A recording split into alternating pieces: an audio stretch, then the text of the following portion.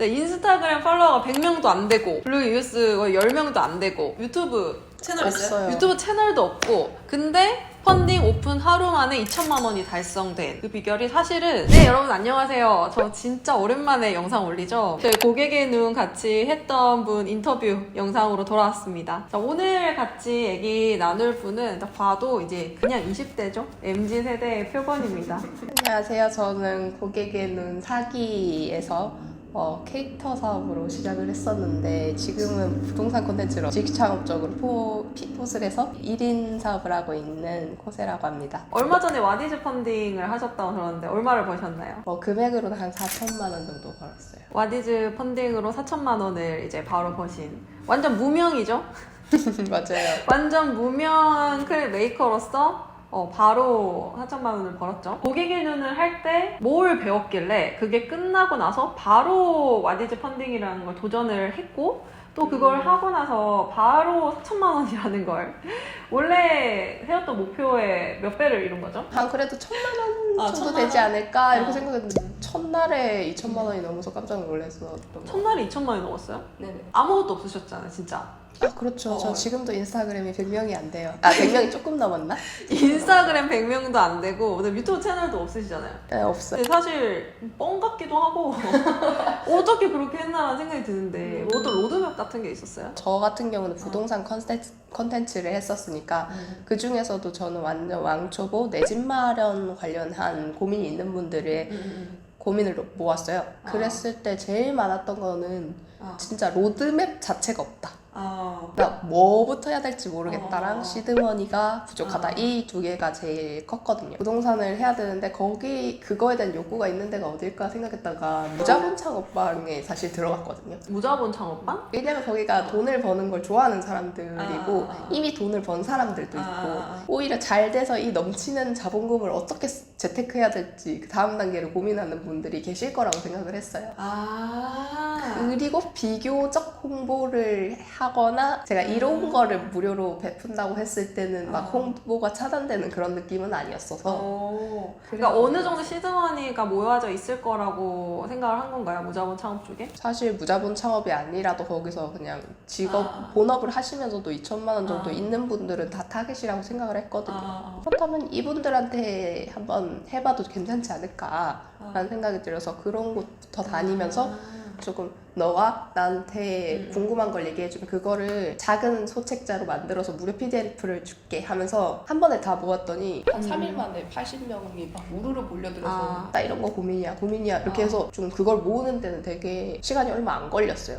그리고 그걸 모으면서 되게 문제가 심각하구나라는 걸 좀 느꼈거든요. 그게 좀 중요한 것 같아요. 왜냐면 그게 그렇게 할 때 되게 날것의 얘기를 해주더라고요. 예를 들어서 막 되게 구구절절한 얘기를 해줘요. 나 주식해서 얼마 잃었는데 이거 회복할 수 있어. 이런 날것의 것도 얘기를 해주시니까 사실 이렇게 메일로 받으니까 그러니까 폼으로 받으니까 그냥 구구절절 써주니까 굉장히 솔직한 것들이 많이 나오더라고요. 제가 보니까 뭐 엑셀 시트, 구글 시트에 고객 고민만 진짜 미친 듯이 리스트업을 해놨더라고요. 맞아요. 그죠? 그 작업을 이제 먼저 하기로 시작을 했다는 거 자체가 사실은 되게 고객 관점에서 진짜로 판매되는 기획을 하기 위한 전조였다고 생각을 해요. 원래부터 약간 그런 편은 아니었었잖아요. 그때 우리 수업을 할 때.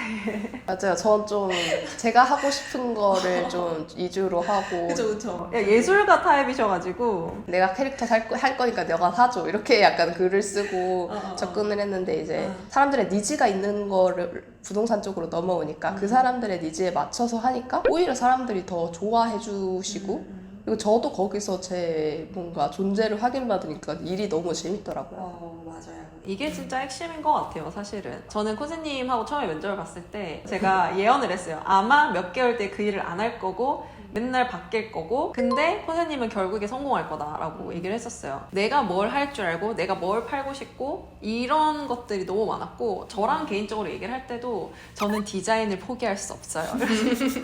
저는 디자인으로 끝을 볼 거예요. 이런 게 되게 있었어요. 맞아요. 그때 본인을 생각하면은 어떤 것 같아요? 부동산으로 넘어가고 제가 펀딩을 해봐야겠다고 생각을 했던 이유 중 하나도 디자인을 하는데 왜 내가 디자인 집중 못하고 글을 안 쓰지라고 생각을 해보니까 제가 하는 디자인들이 껍데기만 만들어주는 일을 하고 있더라고요.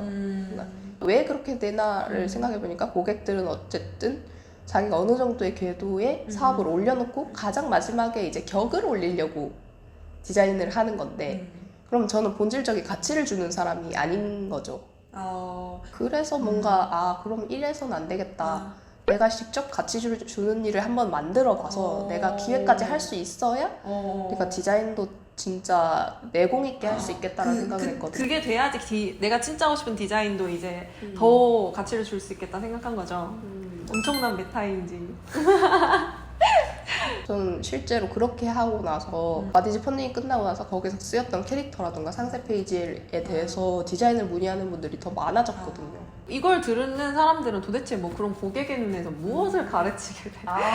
이렇게 됐나? 이런 생각이 들 것 같은데 그러니까 무엇을 배웠나에 대해서 좀 얘기를 해보면 좋을 것 같아요. 저는 블로그 마케팅을 배운 줄 알았는데 사업 전반을 배운 것 같은 되게 희한한 효과가 있었어요, 저한테는.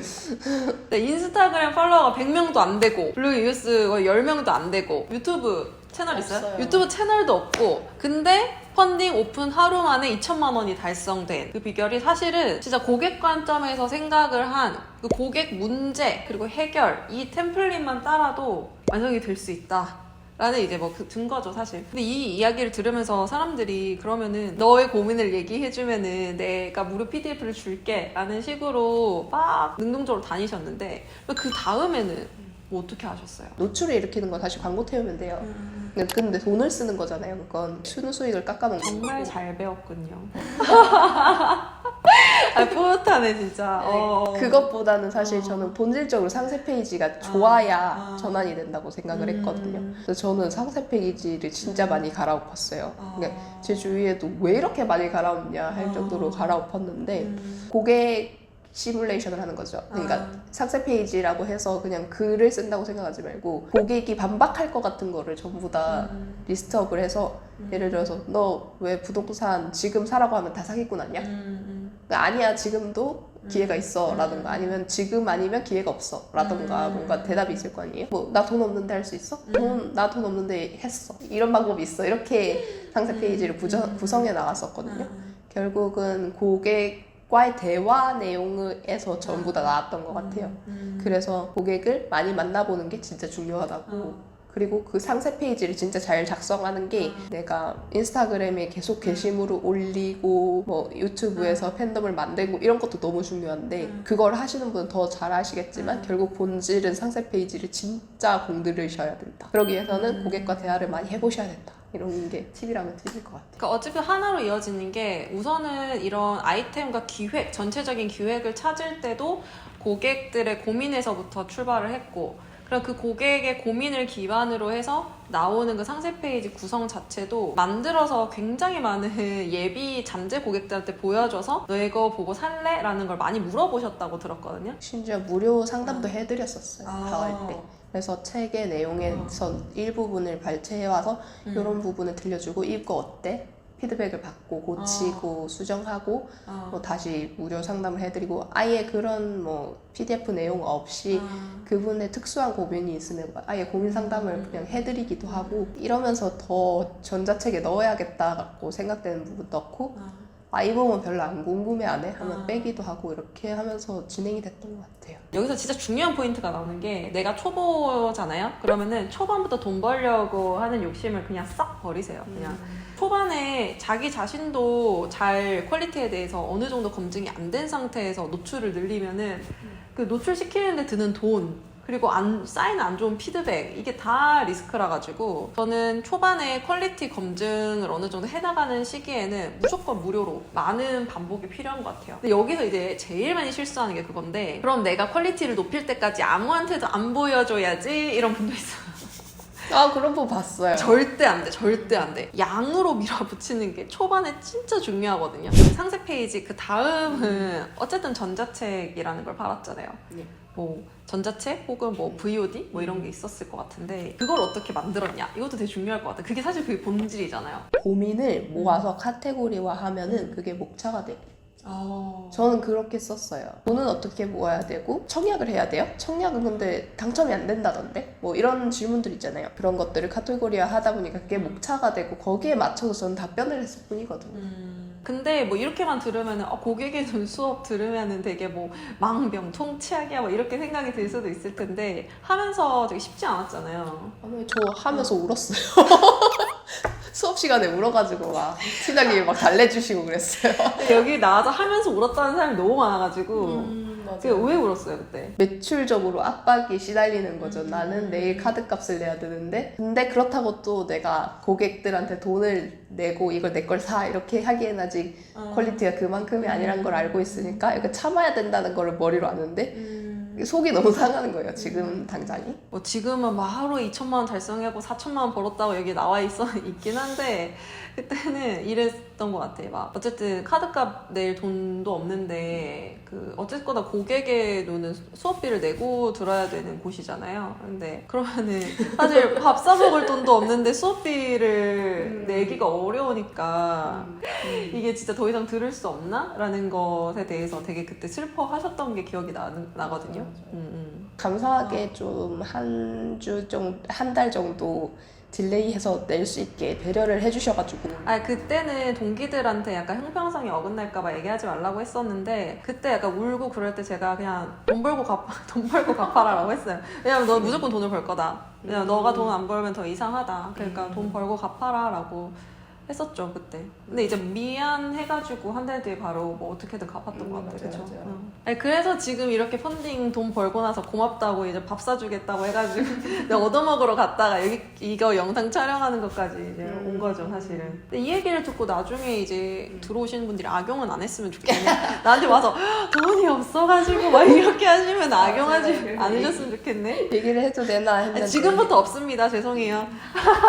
이 영상을 예비 고객의 눈을 뭐 신청할까 말까 하는 분들이 이제 뭐 후배 기수죠. 어떻게 보면은 그런 분들이 이제 보고 있을 수도 있고 나를 처음 찾았을 때 코세님의 상황처럼 이것도 하고 저것도 하고 에너지도 있고 실행력도 있는데 뭐 하나를 해야 될지 이제 선택과 집중을 못 하시는 분들 그런 분들이 이제 보고 있을 수도 있을 것 같거든요. 저도 사실 똑같은 입장이었고 사실 하고 싶은 것도 많고 빼작깨작 할 줄 아는 것도 많은데 그 과정에서 실패도 너무 많이 겪고 그랬었거든요. 근데 그게 내가 기술이 부족해서인가? 그런 생각을 되게 많이 했어요. 저희 디자인을 심리 상담을 했을 때는 내가 시각하는 게 부족한가 해서 디자인을 배웠고 디자인을 했을 때는 개발을 하면 좀 먹고 살기 편하겠네 이렇게 심리 상담도 했었고 디자인도 했고 개발도 하고 네네네. 그랬던 거예요? 네, 그게 다 근데 기술적인 거잖아요. 제 문제를 기술적인 걸로만 막 해결을 하려고 했던 거죠.